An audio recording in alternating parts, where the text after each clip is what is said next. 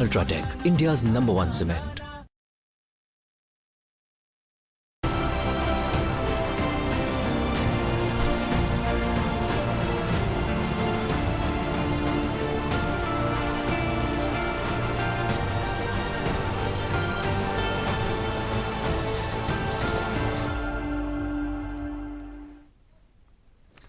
अस्सलामुअलैकुम नाज़रीन किराम, आप देख रहे हैं प्रोग्राम मनी मैटर्स। मैं हूं आपका मेज़बान अब्रारुल मुस्तफ़ा। नाज़रीन किराम, जब हिंदुस्तान अंग्रेज़ों की हुकूमत में था तो खादी को लेकर महात्मा गांधी जी ने एक बहुत ही मशहूर एक तहरीक छेड़ी थी जिसका नाम था स्वदेशी मूवमेंट। इस तहरीक का बुनियादी मकसद ये था कि हिंदुस्तान में जो कपड़ा बनता है, जो खादी के कपड़े बनते हैं, उसको मंजर आम पर लाया जाए। एक जो इंटरनेशनल डिपेंडेंस थी, या जिसको हम कहते हैं कि इंपोर्ट्स के ऊपर डिपेंडेंस थी, उस डिपेंडेंस को कम किया जाए। आज भी अगर देखा जाए तो खादी जो है, ये जो लोकल इंडस्ट्रीज हैं, लोकल एंटरप्रेन्योरशिप या लोकल बिजनेसेस हैं, इनका एक अहम रोल होता है किसी भी इकोनॉमी में। इनका रोल ये रहता है कि जितना भी एक लोकल एंटरप्रेन्योरशिप को, लोकल बिजनेसेस को हम बढ़ावा दें, उनको फ्लरिश करें, उतनी ही हमारी बाकी ममालिक के ऊपर डिपेंडेंस जो है वो कम से कम होती है। नाज़रीन किराम, आप जैसा जानते हैं कि मनी मैटर्स प्रोग्राम में हम पर्सनल फाइनेंसेस, बिजनेसेस, इकोनॉमी या बाकी जो मसाइल होते हैं उनके ऊपर हम बात करते हैं। हमारे साथ हमारे मेहमान जुड़े हुए होते हैं। तो हस्ब दस्तूर आज भी हमारे प्रोग्राम में हमारे साथ दो मेहमान ख़ुसूसी जुड़े हुए हैं। सबसे पहले मैं इंट्रोड्यूस कराना चाहता हूं मोहतरमा डॉक्टर हिना शफी भट्ट साहिबा को, जो कि वाइस चेयरपर्सन हैं khadi and village industries board Jammu and Kashmir की।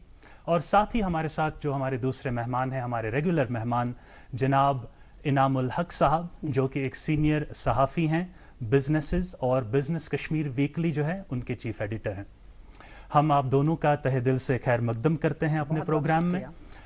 नाज़रीन किराम, हम आज के प्रोग्राम में बात करने जा रहे हैं जो khadi and village industries board Jammu and Kashmir है और जो सेंट्रल गवर्नमेंट की तरफ से मुख्तलिफ सेल्फ एम्प्लॉयमेंट स्कीम्स मंजर आम पर लाई गई हैं। बहुत अरसे से हम ये स्कीम्स देख रहे हैं। इन स्कीम्स का यही मकसद है कि जो हमारे बेरोजगार नौजवान हैं उनको हम सेल्फ एम्प्लॉयमेंट की तरफ रागिब करें। हम PMEGP स्कीम्स, KVIB बोर्ड का जो रोल है और जो ये डिफरेंट स्कीम्स हैं, इनके बारे में आज डिटेल में बात करेंगे आज के प्रोग्राम में। सबसे पहले हम शुरुआत करते हैं मोहतरमा डॉक्टर हिना शफी भट्ट साहिबा से। हमें आप इंट्रोड्यूस कीजिए कि ये जो डिफरेंट स्कीम्स हैं जो गवर्नमेंट की तरफ से हैं या जिसमें स्टेट गवर्नमेंट और बैंक्स का भी रोल अदा रहता है, इन स्कीम्स को आप आम फहम जुबान में हमारे नाजरीन के साथ एक्सप्लेन करें, ताकि हमारे नाजरीन जिनको ये स्कीम्स के बारे में अभी अवेयरनेस नहीं है, उनको ये पता चले कि आखिर ये स्कीम्स हैं क्या। गवर्नमेंट ऑफ इंडिया की तरफ से 2008 में prime minister employment generation programme scheme introduce की गई, जो 25 लाख मैन्युफैक्चरिंग यूनिट के लिए दिया जाता है और 10 लाख सर्विस यूनिट के लिए। ठीक है। दोनों में 35% सब्सिडी दी जाती है। इसमें आपको चाहे रूरल एरियाज, कोई भी स्पेशल तवज्जो दिया जाता था, border area, tribal areas, ex serviceman वगैरह। इस साल से ये गवर्नमेंट ऑफ इंडिया ने 25 से 50 लाख एनहांसमेंट किया है और 10 लाख हम सर्विस सेक्टर के लिए देते थे, उसको 20 लाख किया है। इस साल से रूरल एरियाज के अलावा अर्बन एरियाज भी के लोग भी इसमें बेनिफिशरीज फायदा उठा सकते हैं। ये जो स्कीम है इन नटशेल पेपरलेस है। इसमें सब लगभग from start to end bank तक जो सैंक्शन होता है वो सारा ऑनलाइन होता है। बेनिफिशरी ने प्रोजेक्ट रिपोर्ट बनाना है, ऑनलाइन अपलोड करना है। इसमें 3 नोडल एजेंसीज हैं। National nodal agency khadi village industry commission है, हमारी खादी विलेज इंडस्ट्री बोर्ड है और DIC भी करती है। तो आप पोर्टल पे जब जाते हैं, वेबसाइट पे देखते हैं, तो आप तक है, डिपेंड है कि आप किस एजेंसी के थ्रू करना चाहते हैं। खादी विलेज इंडस्ट्री बोर्ड के पास जब आप क्लिक करते हैं तो हमारे पोर्टल पे वो केस आता है। फिर हमारे डिस्ट्रिक्ट ऑफिसर्स उनको एक इंटरैक्शन के लिए बुलाते हैं। फिर केस सैंक्शन बैंक की तरफ जाता है। जी, बैंक में जब केस जाता है वहां देखा जाता है कि सिबिल स्कोर कैसा है। कोई और स्कीम से इन लोगों ने फायदा तो नहीं लिया है, कोई और स्कीम, एक बैकग्राउंड चेक हो जाता है। बिल्कुल, सिबिल स्कोर से ही आपका सारा है, और बेनिफिशियरी ने किसी और गवर्नमेंट स्कीम, सब्सिडी स्कीम का फायदा नहीं लिया होना चाहिए। ये एक सिंपल सरल प्रोसीजर है पीएमईजीपी के लिए। इसमें कोई भी क्वालिफिकेशन की जरूरत नहीं है, कोई एज बार नहीं है। ओके, ठीक है, बहुत बहुत शुक्रिया डॉक्टर हिना साहिबा, आपने ये एक्सप्लेन किया कि ये स्कीम्स हैं क्या। नाजरीन, हमारे साथ जुड़े हैं इनामुल हक साहिब, जो कि सीनियर सहाफ़ी हैं, बहुत बरसों से ये फील्ड में काम कर रहे हैं, स्पेशली बिजनेस एंड इकोनॉमी के फील्ड में। इनका तजुर्बा है, ये बहुत सारे लोगों से मिलते आ रहे हैं, सेल्फ एम्प्लॉयमेंट जो लोग ढूंढ रहे होते हैं उनसे इनकी बातें होती हैं। इनाम साहब, आपसे जानना चाहते हैं कि ये जो स्कीम्स हैं इनके बारे में आपका जो फील्ड एक्सपीरियंस है वो आप कैसे देखते हैं? आपके इनके जो इफादियत है इन स्कीम्स की, वो कितनी ग्राउंड पर आपने देखी है? क्या आपका एक्सपीरियंस है ग्राउंड से? जी देखिए, इफादियत इन स्कीम्स की जब हम बात करते हैं तो बहुत ही ज़्यादा है। अभी तक भी हमारे जो अनएम्प्लॉयमेंट के रिव्यूज आते हैं वो जम्मू एंड कश्मीर में बहुत हाई है। तो सेल्फ एम्प्लॉयमेंट स्कीम्स की बहुत ही ज़्यादा ज़रूरत बनती है यहाँ पे। तो बहुत टाइम से चल रही थी, मुख्तलिफ सारी स्कीमें चल रही थी यहाँ पे, चाहे JKEDI, यूथ मिशन, वो J&K गवर्नमेंट की थी, सेंट्रल गवर्नमेंट की बहुत सारी स्कीमें थी। लेकिन खादी एंड रूरल इंडस्ट्रीज का बोर्ड जो है, इनकी स्कीमें जो थी, 2-3 स्कीमें थी, उसमें 2-3 चीज़ें थी। पहले ये थी कि जो स्कीमें थी ये खाली रूरल एरियाज के लिए ही इम्प्लीमेंट होती है। अब ये हमारे लिए बहुत अच्छी न्यूज़ है कि मैडम बता रही है कि अब अर्बन एरिया से के लिए भी। दूसरा था ये था कि इन स्कीम्स में जो थी वो जो यहाँ के लोकलाइज्ड डिफरेंट इंडस्ट्रीज थी जी, उनके लिए वो नहीं अप्लाई होती थी।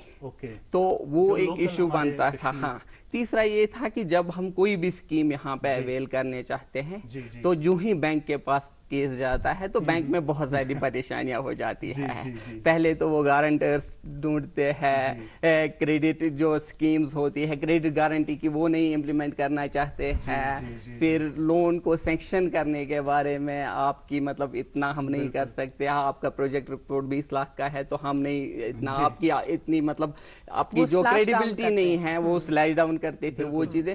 तो ये बहुत सारे मसाइल अभी भी थोड़े थोड़े। दूसरा ये है कि अभी भी रजिस्ट्रेशन प्रोसेस में थोड़ी बाधाएं आती है। वो इश्यूज मतलब जो जिनको मतलब ठीक करने की बहुत ही ज्यादा जरूरत है।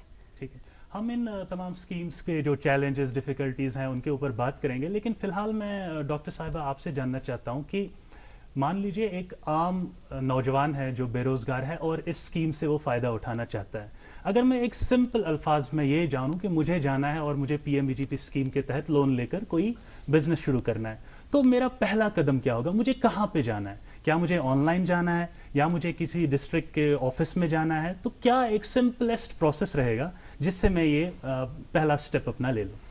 पहला स्टेप हर किसी यहाँ के जम्मू कश्मीर के नौजवानों से मैं कहती हूँ, पहले आप जहन में बना लीजिए कि क्या काम करना चाहते हैं जी। जब आपके जहन में आपने डिसाइड कर लिया कि मैंने ये प्रोजेक्ट करना है, देन आपने प्रोजेक्ट रिपोर्ट बनाना है जी। प्रोजेक्ट रिपोर्ट, आधार लिंक, मोबाइल, कुछ डॉक्यूमेंट्स, जिस जगह पे आप बना रहे हैं उसके रेवेन्यू डॉक्यूमेंट्स या तो आपके नाम होना चाहिए या 3 साल आपकी रेंट डीड उसकी होनी चाहिए।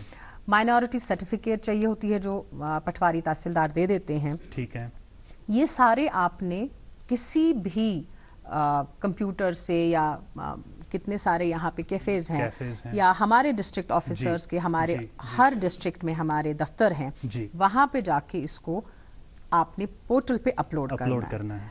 फिर जो खामियां हैं, जो भी डॉक्यूमेंट्स की कमी है या कुछ है, वो हमारे डिस्ट्रिक्ट से आपको डिस्ट्रिक्ट ऑफिसर आपको समझा देते हैं इंटरैक्शन में। ठीक है, फिर ये केस बैंक को जाता है।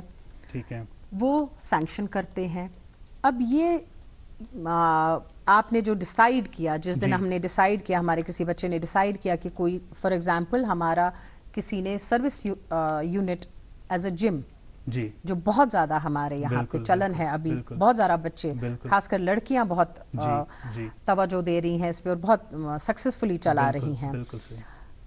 जगह होनी चाहिए आपके पास। तो आपकी प्रोजेक्ट रिपोर्ट में पूरा, माफी चाहता हूँ यहाँ पे मैं आपको रोक रहा हूँ, ये जो जगह होनी चाहिए ये अपनी जगह जरूरी होना है या रेंटेड? मैंने जैसे बताया प्रेमाइसेस पे, ईदर योर ओन, या तो खुद अपनी किसी के पास जगह है तो, नहीं तो किसी से किराए पे लेके 3 साल का रेंट डीड जी, ठीक है, रेंट की जरूरत होती है। मेजॉरिटी काम इसका ऑनलाइन है जी। ये जो पोर्टल पे आता है ये बहुत सारी लेवल्स पे हमें शो होता है। चीफ सेक्रेटरी साहब के इस पे होता है, मेरे इस पे नजर में आता है, हमारे डिस्ट्रिक्ट ऑफिसर्स के, बैंक के यहाँ पे भी, तो पूरी नजर रहती है कि कौन सा केस कब अपलोड हुआ, 40 दिन से ज्यादा हो गए, 90 दिन से ज्यादा हो गए हैं, तो उसी तरीके से फिर हम बैंक के पीछे पड़ जाते हैं कि आपने सैंक्शन क्यों नहीं किया जी। जैसे हमारे यहाँ तो बहुत सिंपल तरीका है कि आपने अपलोड कर दिया, डॉक्यूमेंटेशन पेपर्स हमारे अफसर चेक करते हैं, फिर मेन जो मुद्दा है वो बैंक में जाता है। बैंक जी, बिकॉज इन स्कीम्स का बैंक का और ये एक तालमेल है तीनों बैकबोन है इन स्कीम्स का हमारे बैंक्स जी। तो जब तक उनकी तरफ से सपोर्ट नहीं होगा चाहे इन एजेंसीज को या बेनिफिशियरी को ये स्कीम्स पॉसिबल नहीं है। बिल्कुल सही बात है। डॉक्टर साहिबा, यहाँ पर आपने बात की कि ये जो तालमेल की बात आपने की कि हम नोडल एजेंसीज हैं, फिर बैंक्स इसमें इन्वॉल्व हैं, KVIB बोर्ड इन्वॉल्व है, तो अक्सर जब फील्ड से जिनके साथ हमने भी बात की है या सुनने में आता है कि ये बड़ा एक टाइम कंज्यूमिंग प्रोसेस है कि मैंने 10 दिन पहले 20 दिन पहले अपना ये पोर्टल पे लॉगिन किया था, मैंने अप्लाई किया था, लेकिन अभी वहाँ पे केस अटका हुआ है, बैंक में अटका हुआ है। तो क्या इसका कोई टाइम फ्रेम है कि हाँ भाई अगर 10 लाख रुपए का केस है तो ये इतने दिनों में डिसबर्स होना चाहिए? कोई भी अमाउंट का केस जो भी है, चाहे 10 लाख है, 1 लाख से 50 लाख तक कोई करना चाहता है, आपके डॉक्यूमेंटेशन बराबर हैं, सेम डे आप हमारे पास पूरे डॉक्यूमेंट्स लेके आते हैं, सेम डे हम ऑनलाइन ही बैंक को ट्रांसफर कर देते हैं। फिर बैंक पे उसको कितना टाइम लगता है, चाहे बैंक फिर हार्ड कॉपीज मांगते हैं जो जरूरत नहीं है। जो बैंक की तरफ से दिक्कत आती है कि 10 लाख से कम भी वो कोलैटरल मांगते हैं जो RBI गाइडलाइंस में नहीं है जी। गारंटर वो बैंक एम्प्लॉय ही ढूंढते हैं जो भी जरूरत नहीं है। अगर कोई सक्सेसफुली अच्छा रिकॉर्ड वाला कोई बैंक का ये है वो दे सकता है गारंटी।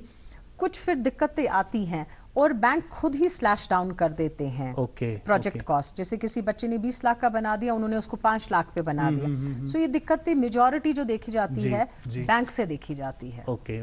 तो ये जो आपने एक चीज यहाँ पे एक बहुत ही अहम बात आपने छेड़ी, गारंटर, क्या इसमें गारंटर जरूरी है या अगर जरूरी नहीं है तो बैंकों के लिए, जैसे बैंक वाले भी हमसे बात करते रहते हैं, वो भी ये कहते हैं कि सिक्योरिटी कुछ नहीं है, प्रोजेक्ट की वायबिलिटी देखनी पड़ती है, अगर गारंटर नहीं होगा तो हमारे पैसा वापस आने की क्या गारंटी है? अकाउंटेबिलिटी बहुत जरूरत है जी। पहले बहुत ऐसा होता था कि सब्सिडी लोग ले जाते थे और फिर आप उनको लोकेट नहीं कर पाते थे। आज भी ऐसा हो सकता था जी, लेकिन 3 साल तक ये लॉक इन पीरियड में रहता है। और फिर हमारा थर्ड पार्टी वेरिफिकेशन होता है, एक आउटसोर्स हम कर देते हैं, यूजुअली हम यूनिवर्सिटीज को दे देते हैं, गवर्नमेंट टू गवर्नमेंट ऑफिस में दे देते हैं, जो इस यूनिट को वेरीफाई करते हैं कि चल रहा है, जो प्रोजेक्ट के हिसाब से मिशनरी प्रोजेक्ट में मंगाई थी वो है कि नहीं, यूनिट है भी कि नहीं है। क्योंकि हर यूनिट के साथ हम 1/10 मल्टीप्लाई करते हैं, 10 लोगों को आपको रोजगार मिलता है, वो लोग हैं, स्कोर कार्ड बनता है, फिर आपकी सब्सिडी आती है। सो ये 3 साल का टाइम बेनिफिशियरी मेहनत से करता है और फिर 3 साल के बाद उसको ना चलाने का कोई मौका नहीं होता है। ये अकाउंटेबिलिटी बहुत ज्यादा जरूरत है। जी। इनाम साहब, आपसे जानना चाहता हूं कि हमने अकाउंटेबिलिटी की, जैसे मैडम ने कहा कि अकाउंटेबिलिटी की वजह से हमने सब्सिडी जो है वो पार्ट बैंक के पास लॉक इन रहता है, फिर फॉलो अप रहते हैं। क्या आपको ऐसा लगता है कि जो असल में फील्ड में जब हम देखते हैं ये यूनिट्स, क्या इनको ये सब्सिडी देनी चाहिए, या फिर अगर हम बंद करते हैं तो क्या इसका जवाब बनता है? क्योंकि बहुत सारे यूनिट्स ऐसे हैं कि मान लीजिए मैंने शीप रियरिंग का कोई यूनिट खड़ा किया है, तो मैं पहले ही महीने से या अगले महीने से पैसा जनरेट नहीं कर सकता, तो हाँ, मेरी जो EMI है वो मुझे पे करनी है इस लोन की, या जो आगे मुझे फाइनेंसेस की जरूरत है वो मेरे पास अभी टाइमली है नहीं। तो क्या ऐसा नहीं हो सकता था कि ये जो सब्सिडी है ये उनको रिलीज की जाए, इनको दी जाए, या कोई हॉलिडे पीरियड वगैरह जैसा ऐसा कुछ है? आपकी क्या राय है? नहीं, मेरी राय बिल्कुल वही है जी। आपको मतलब जितना, क्योंकि आप जब आपका जो सब्सिडी का पैसा है वो आपके प्रोजेक्ट रिपोर्ट में शामिल होता है, मतलब वो आपके टोटल अमाउंट में शामिल होता है, क्योंकि स्कीम्स का है 65% लोन, 5% जो एंटरप्रेन्योर है वो सेल्फ फाइनेंस करता है मार्जिन, और 35% जो है सब्सिडी है। तो इसको मेरे ख्याल से जितना वो मतलब अमाउंट उसके रेशो से के हिसाब से उसकी सब्सिडी भी रिलीज होनी चाहिए। क्योंकि बैंक क्या करता है, वो शुरू से अपने पैसे को मतलब इंटरेस्ट लगाते हैं, लगा लेता है, लेकिन जो ये सब्सिडी का पैसा बैंक में रहता है मोस्टली इसको इंटरेस्ट नहीं देते हैं। अगर कभी कभार मतलब थोड़ा सा ये एंटरप्रेन्योर उतना थोड़ा सा होशियार हो, वो उनको जाए बताए, लेकिन वो इंटरेस्ट उससे बहुत कम होता है। दूसरा, उसके प्रोजेक्ट का जो टोटल अमाउंट जरूरत होता है वो मेरे ख्याल से बेस्ट तरीका इसमें ये है कि जितना उसने मतलब अपना जितना पैसा लोन का खर्च किया उतना सब्सिडी भी मिलना चाहिए। फिर अकाउंटेबिलिटी के लिए बहुत सारे तरीके उनके पास है, क्योंकि जो हमारा कैपिटल ये कंपोनेंट जो होता है वो बहुत ही ज्यादा जरूर मशीनरी हो, आपको मतलब इंफ्रास्ट्रक्चर बनाना हो, कुछ भी है तो उसमें से मेरे ख्याल से बहुत जरूर, क्योंकि जब तक वो आता है ना फिर एंड के पोर्शन तक उसको जब वर्किंग कैपिटल चाहिए होता है,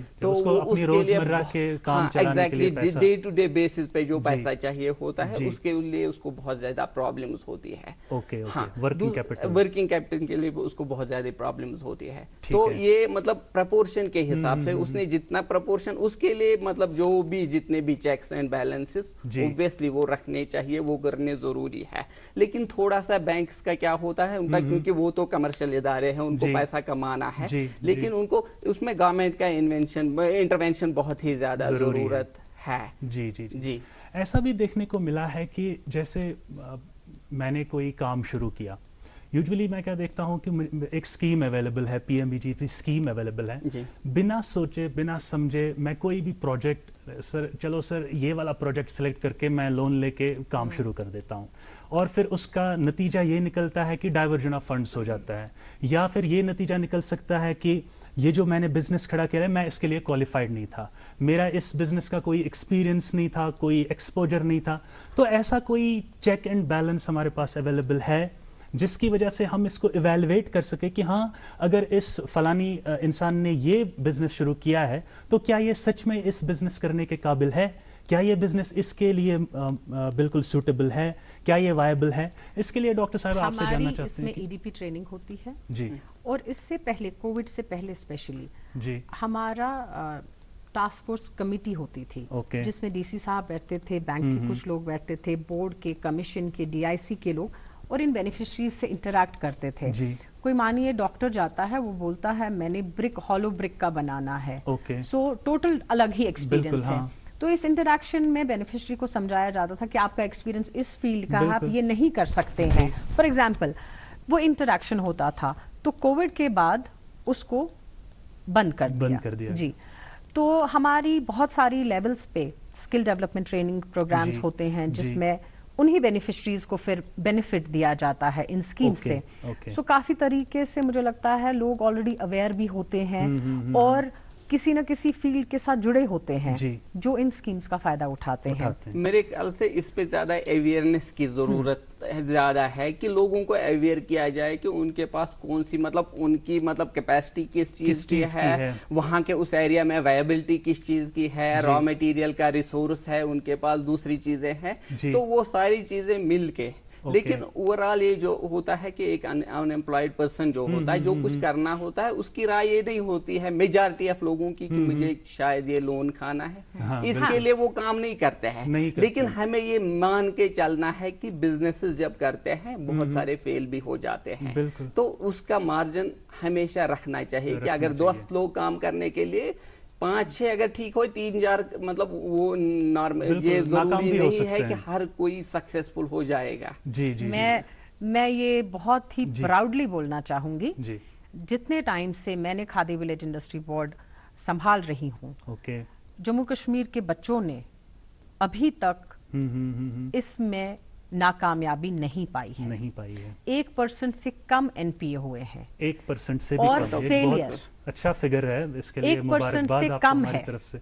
तो ये मैं खुशी की बात आप सब लोगों के साथ शेयर करना चाहती हूँ कि जितने भी हमारे जम्मू कश्मीर के बच्चे हैं, we need to trust them कि ये ईमानदारी से काम कर रहे हैं। बिल्कुल, हाँ, एक नोशन बना कर रहे हैं। हाँ, और ये आज का ये नहीं है कि हम अपने बेनिफिशियरी पे या अपने बच्चे पे भरोसा नहीं कर रहे, हालात थे वैसे, बिल्कुल बिल्कुल, लेकिन हर मरहले पे अकाउंटेबिलिटी, इंटरैक्शन और जवाजियत हर मरहले पे, तो मुझे नहीं लगता है कि कोई भी गलत करना चाहेगा, या अगर कोई ऐसा इंटेंशन भी हो तो उसको रिड्यूस किया जा सकता है। बिल्कुल, और खुद ही मुझे लगता है वो सुधर के उसको सही ट्रैक पे लेके जाएगा। यहाँ पे एक चीज आपने, इनाम साहब कह रहे थे कि अगर हमें, जैसे आपने भी कहा कि एनपीए परसेंटेज तो बिल्कुल कम है, 1% एक बहुत ही खुशायन चीज है, लेकिन फिर भी चांसेस हैं कि अगर मैंने 100 ऐसे प्रोजेक्ट्स को फाइनेंस किया है तो 2-3 तो फेल हो सकते हैं, 4-5 फेल हो सकते हैं, या फिर जैसे आपने कहा कि कोविड-19 बीच में आया था, वो एक फेज ऐसा था कि जब सब कुछ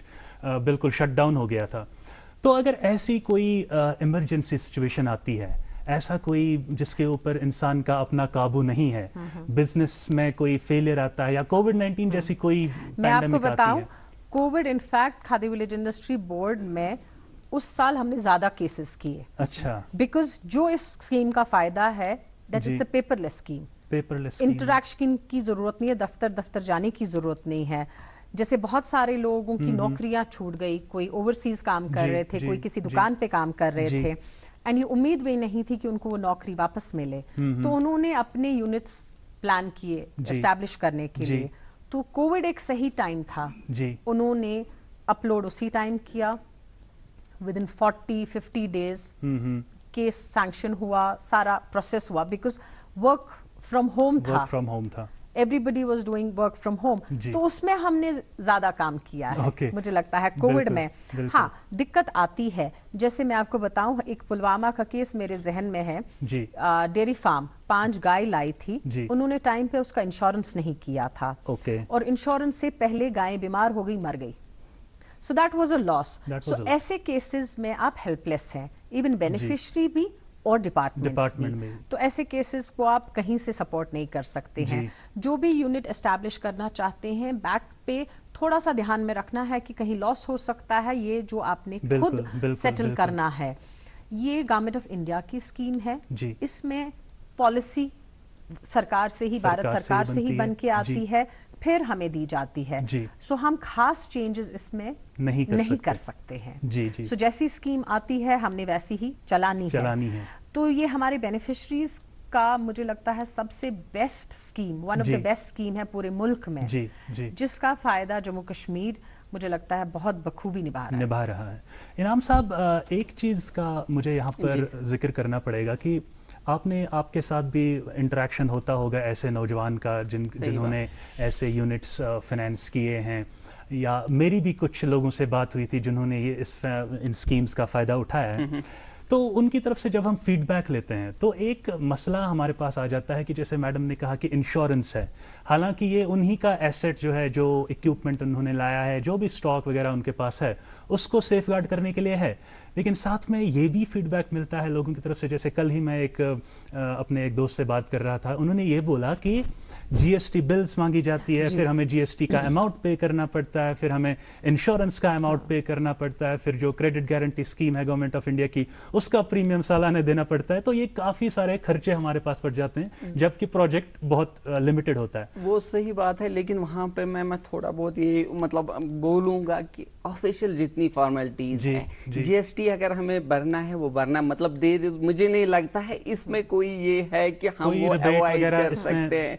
जो भी कोई भी मतलब ऑफिशियल ये है वो हमें फुलफिल करनी है। सेकंड है ये हमें पहले मतलब इंश्योरेंस इज द मतलब हम हमेशा से मतलब यहाँ पे ऐसे भी हम अगर कोई पर्सनल इंश्योरेंस दूसरा तो हम ये सोच के नहीं लेते हैं कि इससे मतलब गारंटी, हम एक इन्वेस्टमेंट के तौर पे लेते हैं। तो ये चीजें मतलब जब भी मैं अपना फ्यूचर सिक्योर करता हूँ, मैं अपने काम का फ्यूचर सिक्योर करता हूँ, इसलिए से इंश्योरेंस की जो कोई रिक्वायरमेंट है एश्योर करना, ये मेरे ख्याल से इसमें ये चीज हमें कोई लातोलाल करने की जरूरत करना नहीं चाहिए। ये चीजें हमें पूरी करनी है, तभी हम अपना बिजनेस सिक्योर कर सकते हैं। जैसे आपने बताया जीएसटी बिल्स, जीएसटी बिल एक स्टेप है अकाउंटेबिलिटी की, क्योंकि आप कहीं से भी बिल्स नकली बना के बैंक को दे सकते हैं। जब आप जीएसटी बिल्स, कोई तो आपको अपनी जीएसटी बिल्स नहीं दे सकता है, एक ऑथेंटिसिटी इसमें आ जाएगी। सो ये वो और एक स्टेप की अकाउंटेबिलिटी आती है। डॉक्टर साहिबा,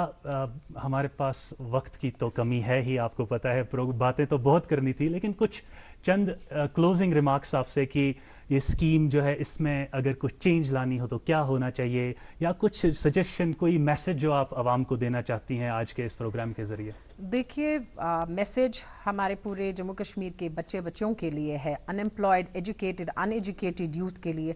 ये एक सुनहरा टाइम है जम्मू कश्मीर के लिए अपना यूनिट एस्टैब्लिश करने के लिए। अभी तक हमने 4.5 लाख लोगों को रोजगार दिया है, इन स्कीम से फायदा मिला है, और अभी तक हमने जो मार्जिन मनी रिलीज किया है वो दैट इज 641 करोड़। 641 बड़ा करोड़ पैसा बहुत है, बड़ा एक अमाउंट है। पिछले फाइनेंशियल साल की ये पिछले 4 साल का है। और मार्जिन मनी जो इन्वॉल्व है 980 करोड़, 980 करोड़। तो ये जो पैसा है सक्सेसफुली चल रहा है, बच्चे कर रहे हैं, तो एक दूसरे को देख के, किसी का सक्सेसफुल यूनिट चला के, जो यहाँ की जरूरत है, रिसोर्सेज आपके पास है, रॉ मटेरियल जम्मू कश्मीर में किसी भी चीज को लेके देखें आप, कमी नहीं है, तो अपने यूनिट्स एस्टैब्लिश कीजिए, be your own boss, don't Hunt for job, अपने साथ और 10 लोगों को रोजगार दें। बहुत अच्छी बातें हैं डॉक्टर साहिबा।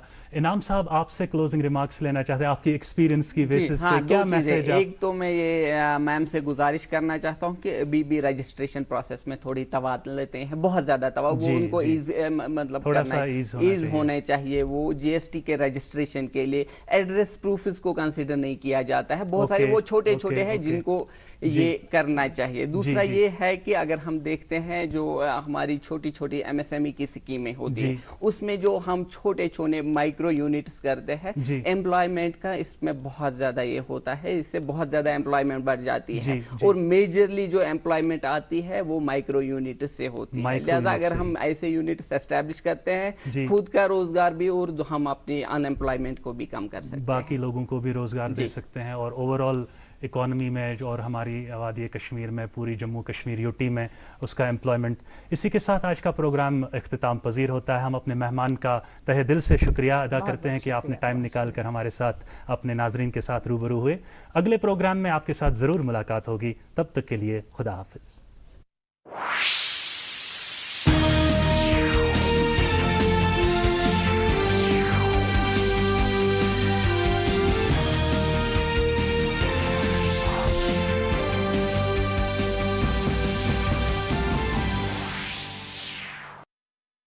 एक है